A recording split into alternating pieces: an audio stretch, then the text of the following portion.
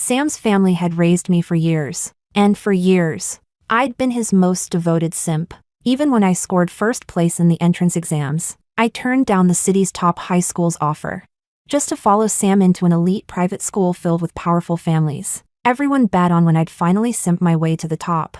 Then, one day, a proud transfer student appeared and stole all of Sam's attention. I felt relieved. 2 months until the college entrance exams. Sam was bound to study abroad, while I planned to stay in the country. Chapter 1. It was a scorching summer noon, the blazing sun burning the ground. I carried a lunchbox and crossed the teaching building to find Sam, but he was nowhere to be seen. A boy whistled at me. "Hey, top student, what's on the menu today? Mind giving us a peek?" Another laughed. "Come on, man. That's a love lunch under the hot sun. You think you're worthy? Ha ha ha."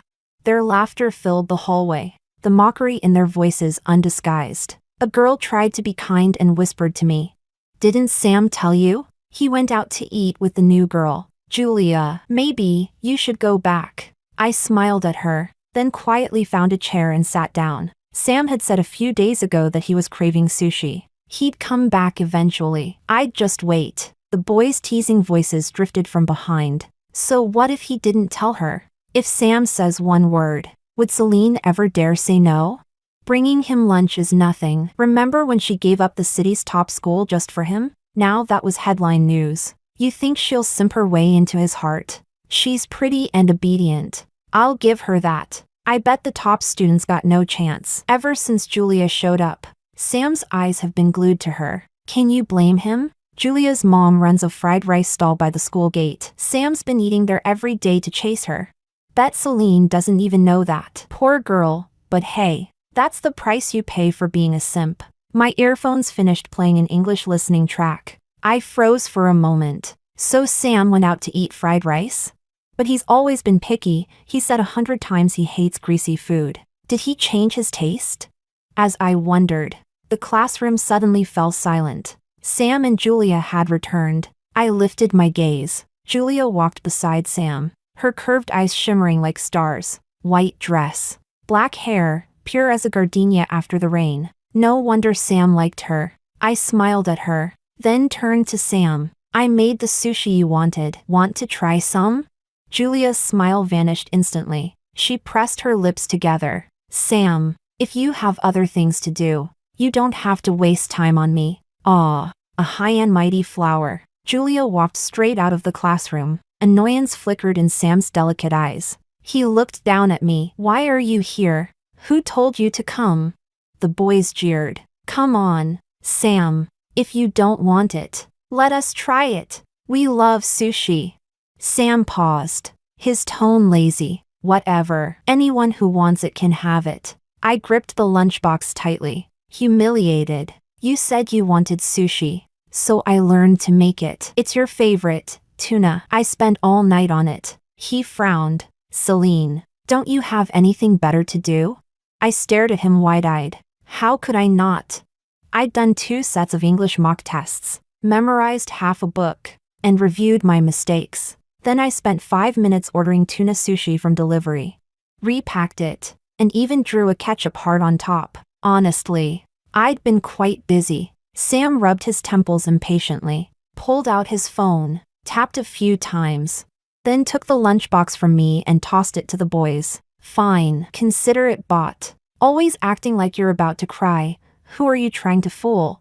From my earphones came the Alipay notification sound. "You've received 100,000 yuan. I pinched my thigh hard to stop myself from crying, then ran out of the classroom with red eyes. Behind me, Sam's cold voice echoed. "Celine, stop bothering me so much. I don't want Julia to misunderstand." Chapter 2. Sam didn't like me, because I was the little spy his parents had planted beside him. Every time something happened, no matter how small, it would reach his parents' ears within seconds. Honestly, I couldn't blame him for hating me. His parents each ran their own business empires, bound together by a marriage of convenience, purely for profit, yet unbreakable. And so, when it came to their only son's emotional life, they fought like enemies on a battlefield. If the nanny came from Sam's father's side of the family, then the driver had to be one of his mother's loyal servants. Neither side would give in. Yet neither parent spared even a little time to accompany Sam.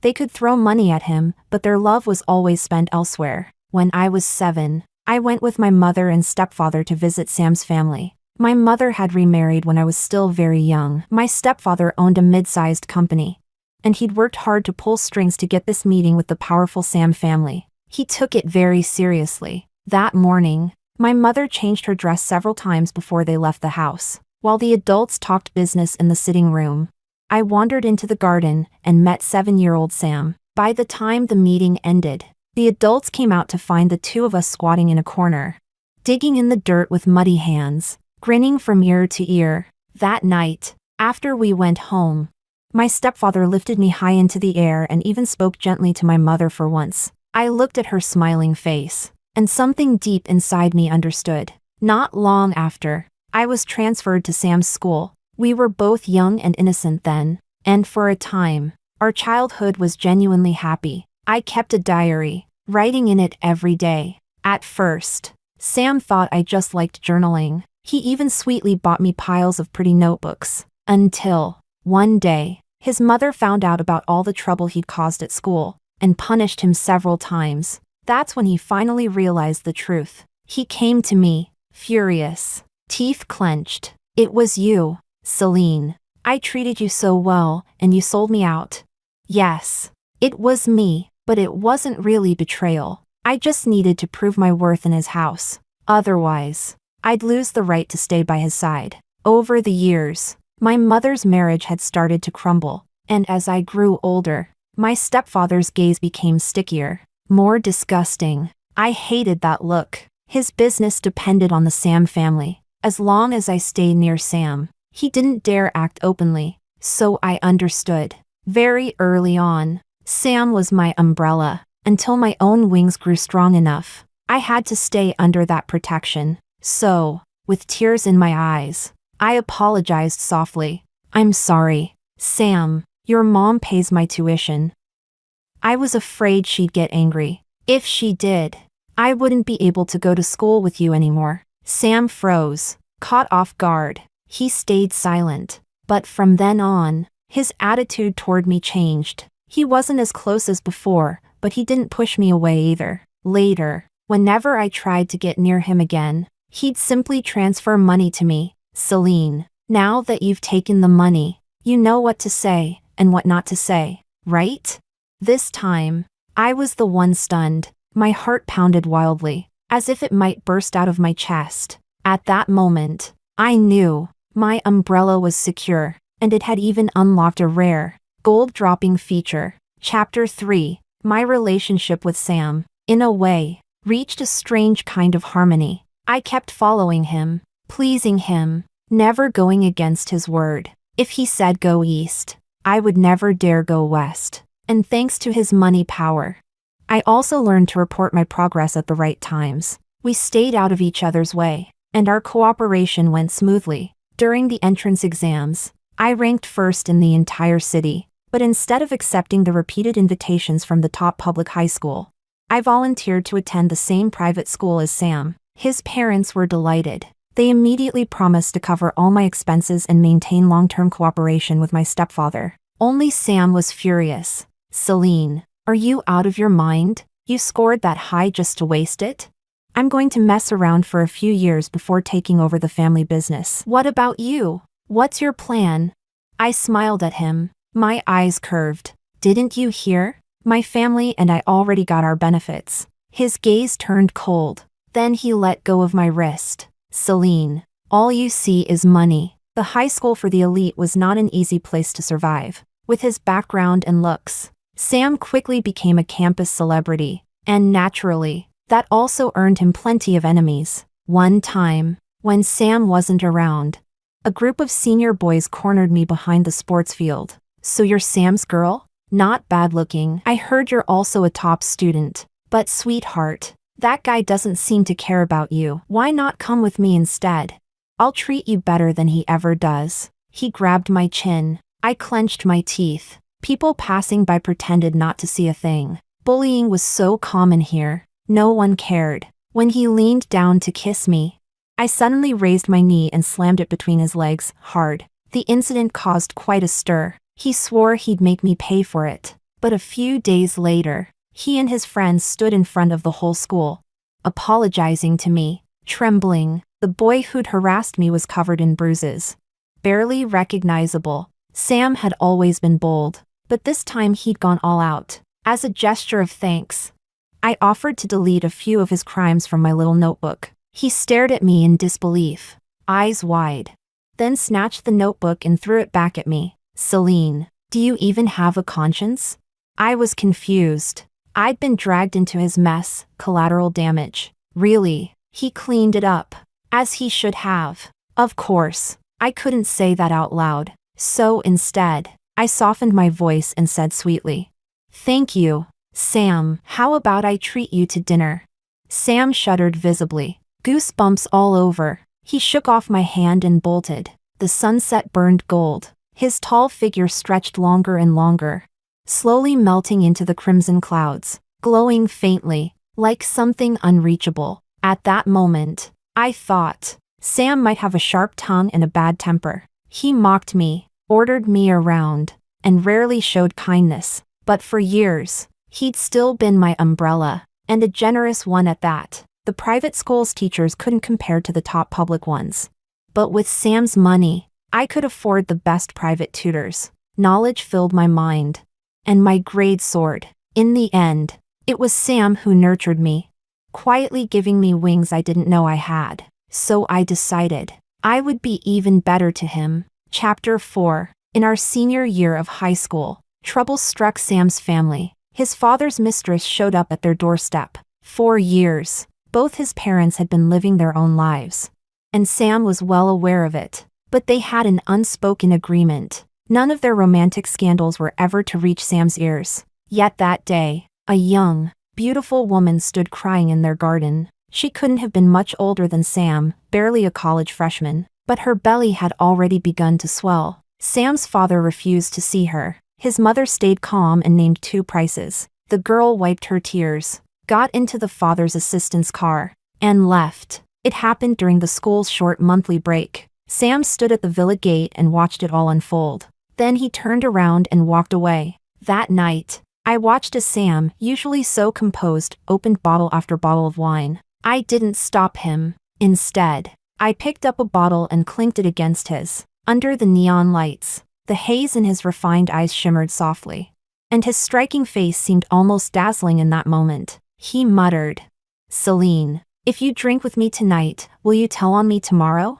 I shook my head. No. He made a faint sound, "Oh," and opened another bottle. "So, you want money then?" I froze for a moment. Then, suddenly, he tossed the bottle aside and pulled me into his arms. Before I could react, his lips crashed down on mine. My mind went blank with a roar. The alcohol burned between us, and all the feelings I had buried deep inside broke free. Wild, uncontrollable. I closed my eyes until his hand slid under my shirt, climbing higher, and my body went cold. I pushed him away on instinct. He froze. A small drop of blood stained the corner of his lips. In the dim light of the private room, his eyes were unreadable. "Celine, you've been clinging to me all this time. Weren't you just waiting for this moment?"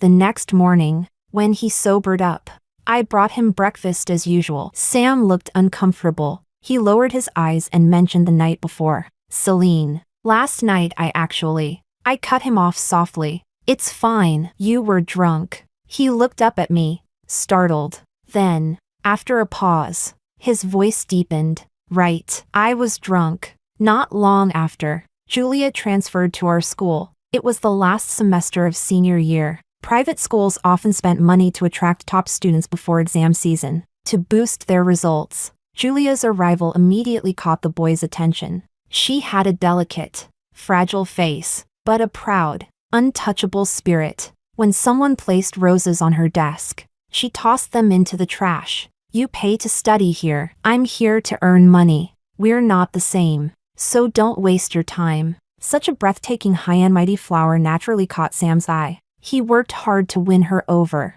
Beside the fried rice stall run by Julia's mother at the school gate, Sam, who had never stepped into a kitchen, was carefully trying to crack an egg into a bowl. Clumsy as he was, he nearly tipped the bowl over. Julia quickly steadied it, scolding him playfully. Sam smiled sheepishly, embarrassed. Under the dim yellow streetlight, the scene looked almost tender. I walked toward them. Julia's expression tensed immediately. I found it strange. She always looked defensive when she saw me, even though we had barely spoken a few words. The only connection between us was that in every mock exam, I had ranked slightly above her. I looked at Sam. It's getting late. Auntie asked when you're coming home. He frowned. You can see I'm busy. I can't go yet. Julia smiled politely. You should go ahead. My mom and I are closing up soon. I'll help you. It's fine. You should go home before your family worries. I watched the two of them quietly.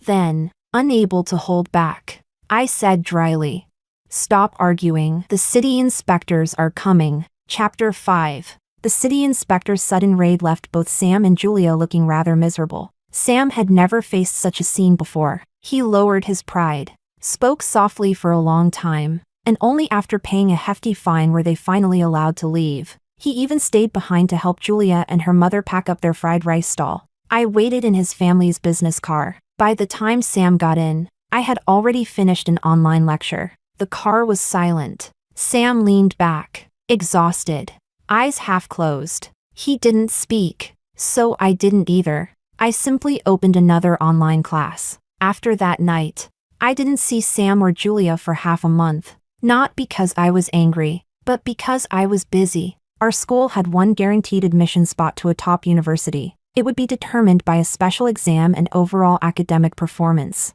So I spent every waking moment studying for it. Sam came looking for me once. He asked why I hadn't been bringing him breakfast lately. I hesitated, then replied, "Would Julia like that?"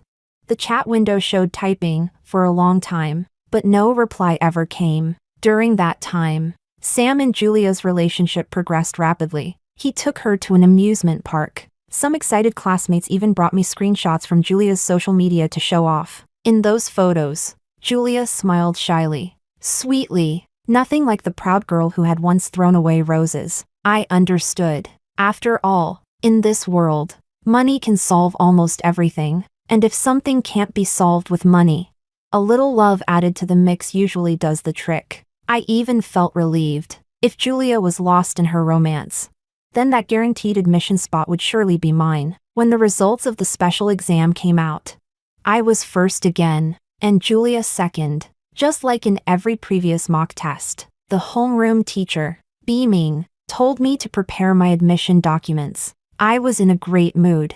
On my way to the office, I ran into Sam and Julia, and even smiled at them. Sam's expression didn't change, but Julia's face went pale. Yet when I turned in my papers and waited, the notification never came. A week passed, still nothing. Unable to wait any longer, I went to the office and bumped straight into Julia coming out. She stopped me, looking for news about the guaranteed spot. I didn't answer. She blinked at me, smiling faintly. "If so, you might as well go home." I frowned. "What do you mean?" She smiled sweetly and said softly, "I just signed the guarantee agreement, so you don't have to waste your time." My expression turned cold. "You? On what basis? Because you're ranked second?" Her face changed. "Celine, what are you so proud of? A few first-place rankings? As far as I know, Sam's family paid your tuition, didn't they? He spent plenty of money on you, right?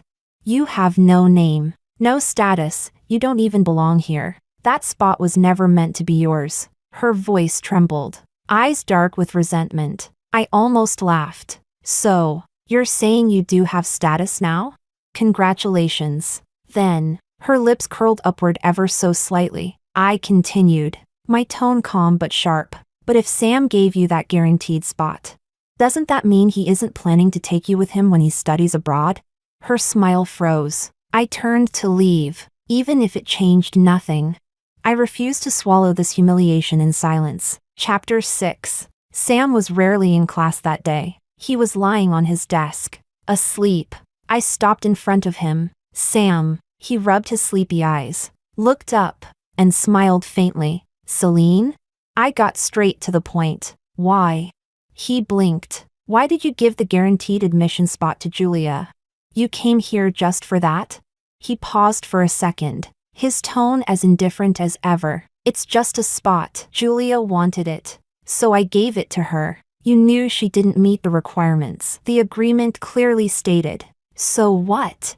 He chuckled softly. Julia agreed to date me as her boyfriend. Shouldn't I show some sincerity?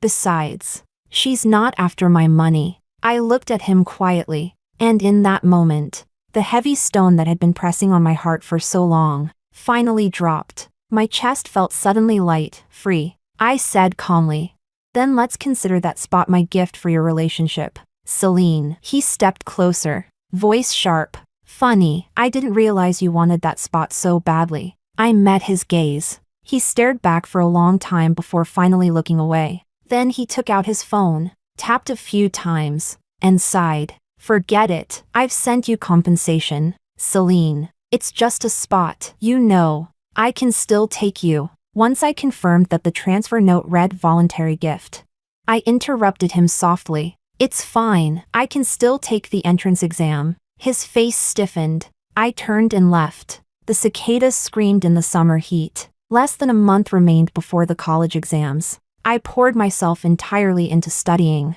Sam and Julia, meanwhile, made their relationship official, loudly and publicly, with Julia's guaranteed admission as her safety net.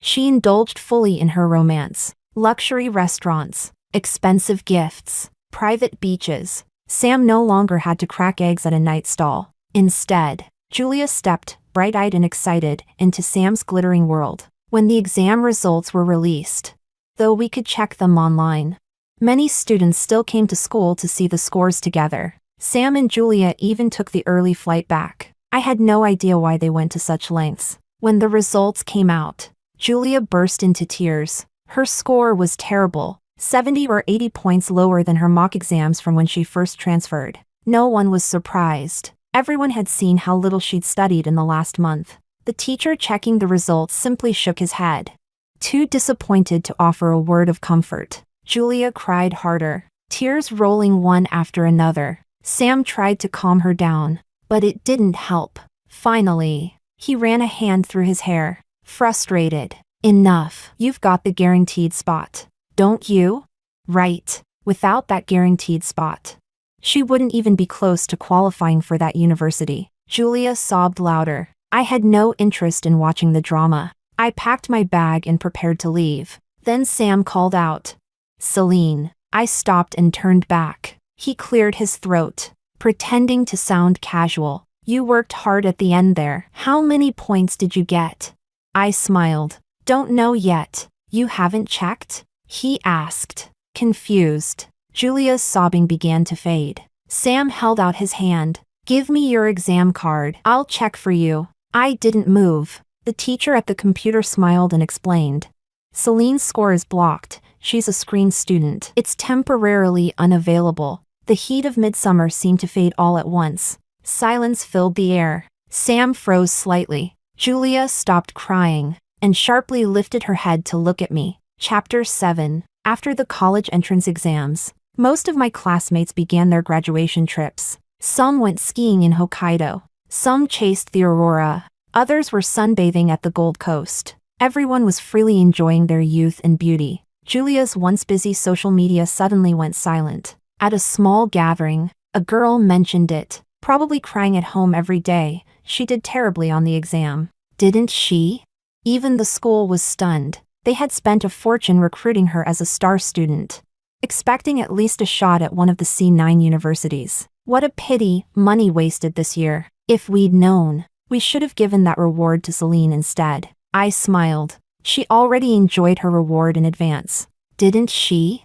When it was time to fill out college applications, my stepfather came to see me. In the past 3 years, thanks to his connection with Sam's family, his business had flourished, and he now carried himself like a man of influence. He praised me for being outstanding, then said in a low tone, "Your mother wants to talk to you." I turned to look at her. My mother had also been doing quite well. In her early 40s. She had even given my stepfather a son. She smiled gently at me but began by talking about Sam's family. They've arranged for Sam to study in North America, one of the best universities. I heard.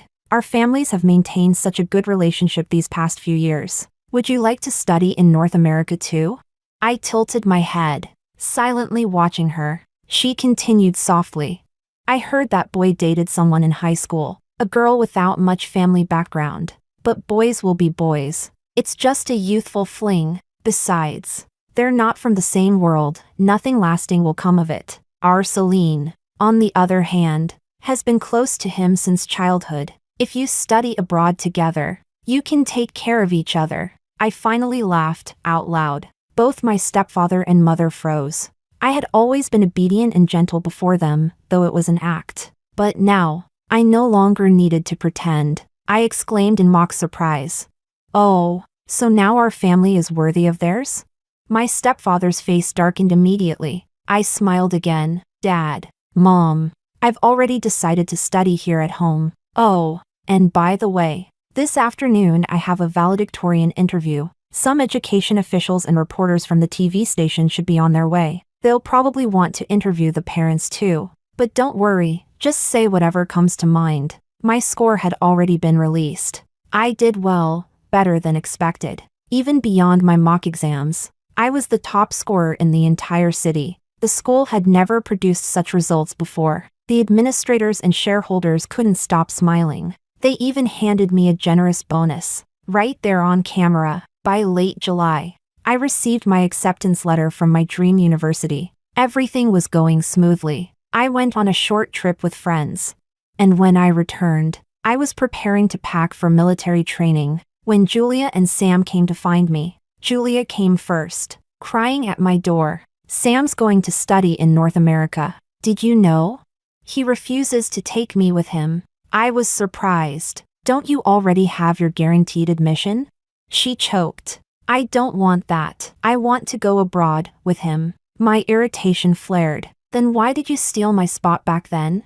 She said nothing. Tears streamed down her face, one after another like a broken string of pearls. Her crying grated on my nerves. So what do you want from me now? I asked bluntly. She only sobbed harder. A thought flashed through my mind, and I hesitated. Don't tell me, you came to borrow money to chase him to North America?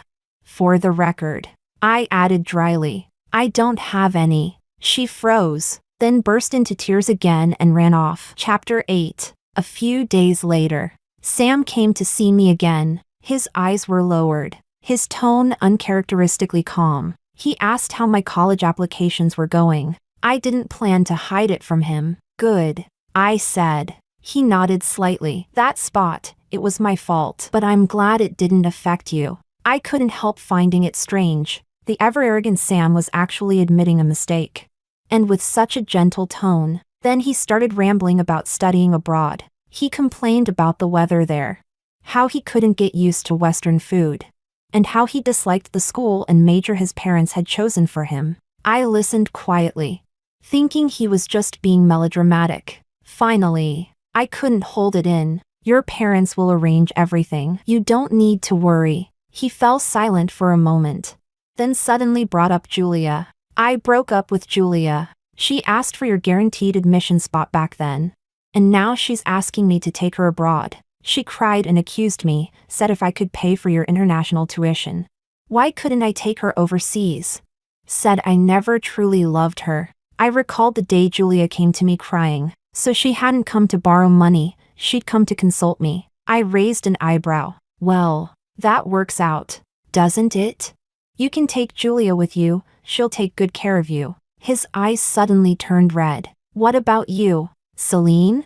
Will you come with me?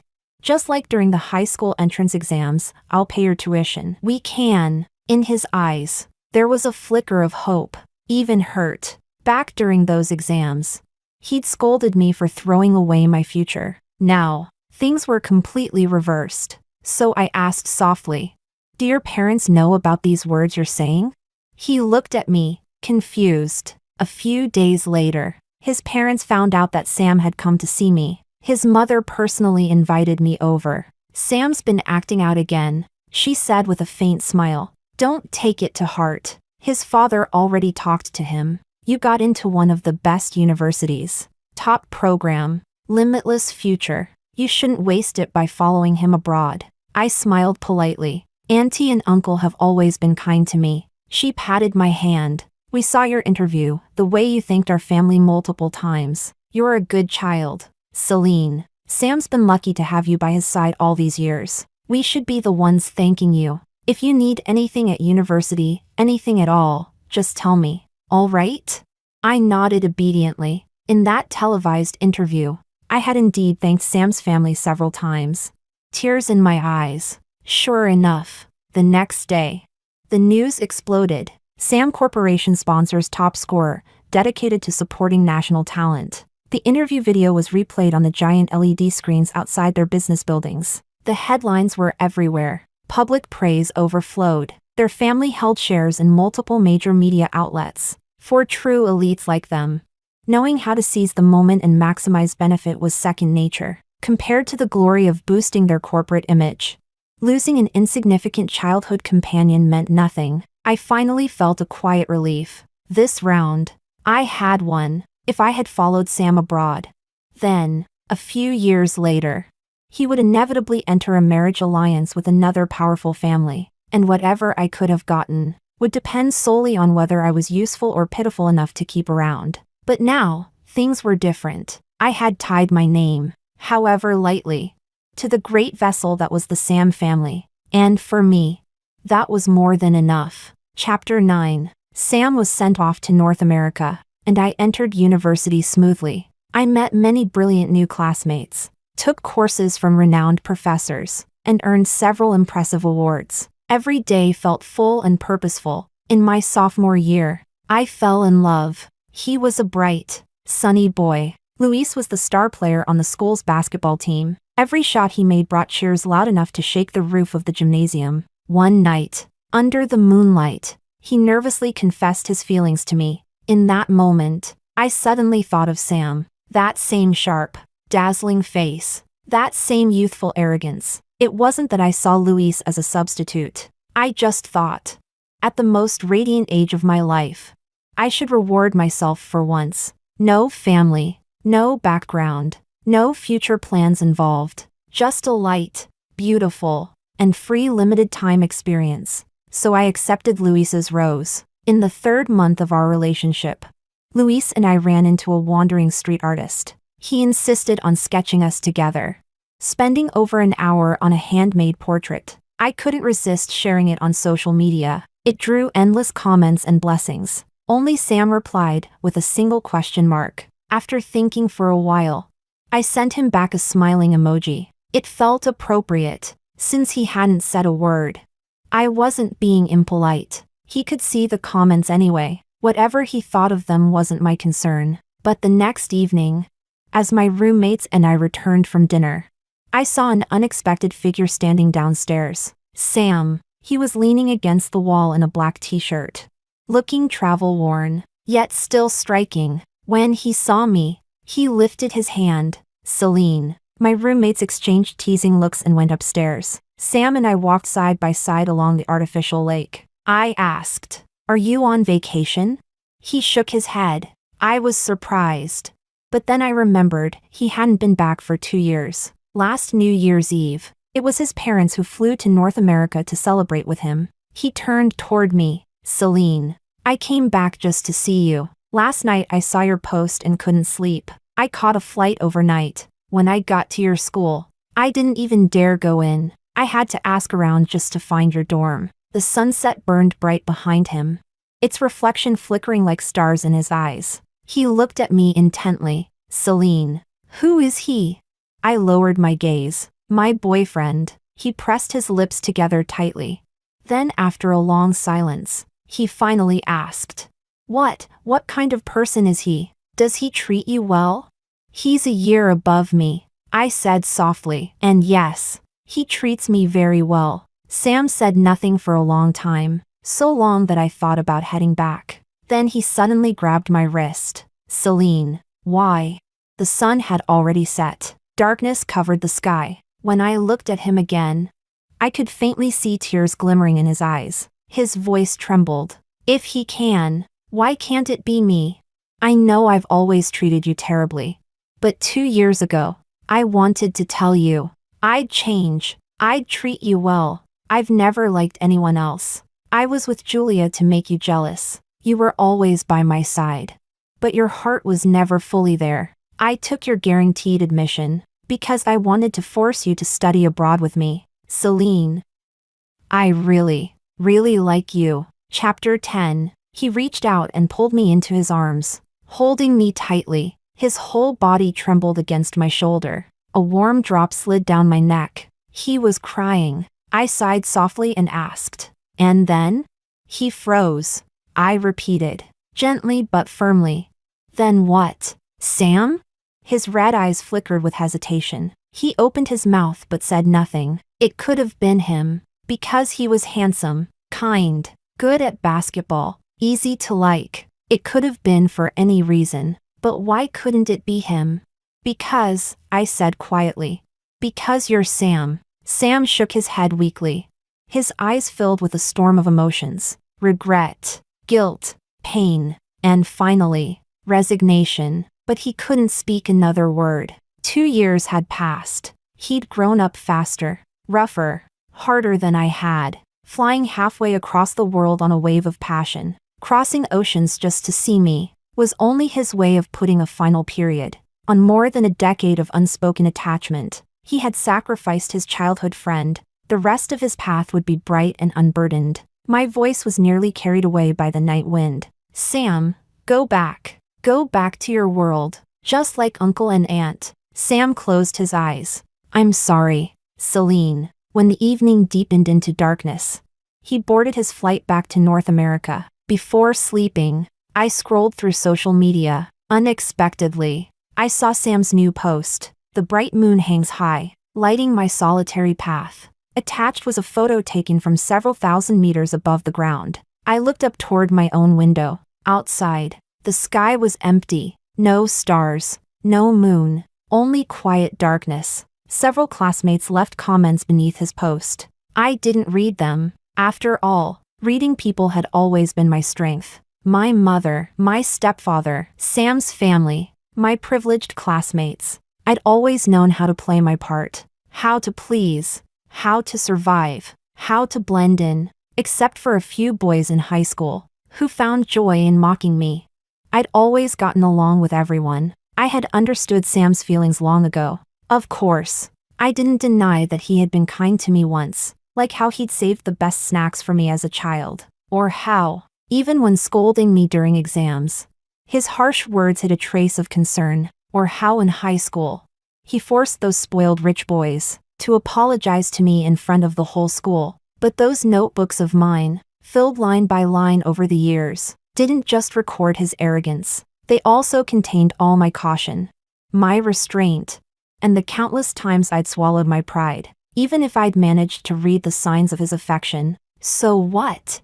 I always stayed sober. I would never gamble my future for love, nor try to taste sweetness hidden in shards of glass. Everything I said tonight was for Sam to hear. Every word had been crafted just for him. My mind was calm as I fell asleep, and that night, I slept peacefully, more deeply than I had in years. I thought, when it came to Sam, I had handled everything in the most perfect way possible. Chapter 11. In my senior year of college, I received a full scholarship to pursue my master's degree in Germany. And, naturally, I broke up with Luis. He had graduated a year earlier and already started working. After subtly inquiring about my family background, he said to me, "Celine, we're perfectly matched. Once you graduate, we can get married, have a few children, and enjoy a peaceful life together." Oh, his family ran a mid-sized company,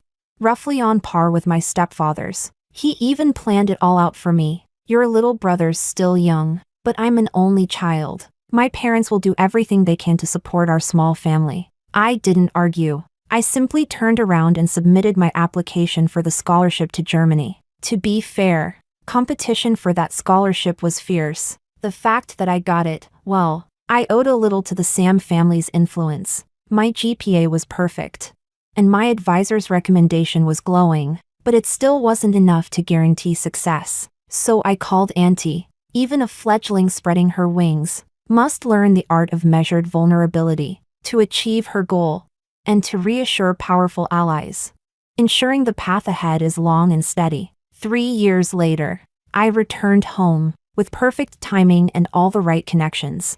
My career took off like bamboo after the rain. Rapid, steady, unstoppable. The first person to find me was my stepfather. Unlike the time after my college entrance exam, this time he didn't even bother with polite compliments. Leaning back in his chair, eyes half closed, he said, "Celine, you must be 26 or 27 now, right?